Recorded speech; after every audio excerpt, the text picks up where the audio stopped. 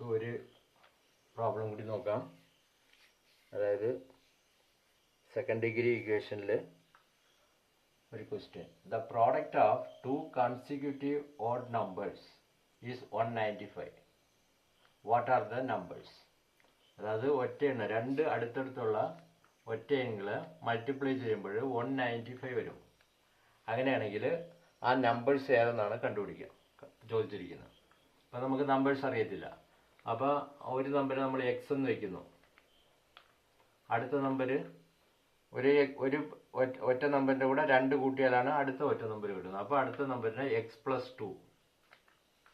ഇത് രണ്ടേ നമ്മൾ മൾട്ടിപ്ലൈ ചെയ്യുക. x into x+2 = 195. Okay, x into x+2 = 195. ഇപ്പോൾ നമ്മൾ ഇതിനെ മൾട്ടിപ്ലൈ ചെയ്യുമ്പോൾ x into x x² plus 2x = 195.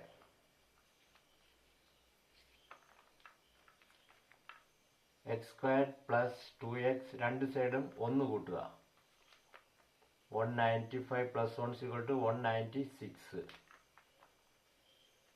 Okay, ഇതിനെ x+1 the whole square എന്ന് എഴുതാം.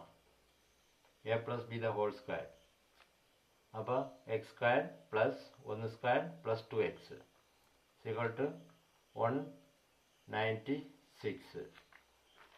ഇതിന് 196 13ൻ്റെ that is the product of 14².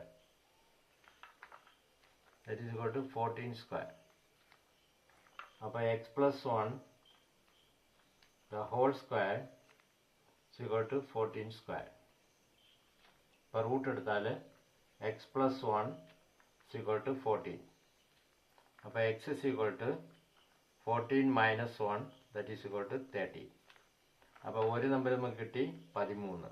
അതിൻ്റെ കൂടെ അടുത്ത നമ്പർ കിട്ടണമെങ്കിൽ x = 13 and x+2 = 13 plus 2 = 15. The two consecutive odd numbers are 13 and 15. ഇതാണ് ആൻസർ. ഓക്കെ.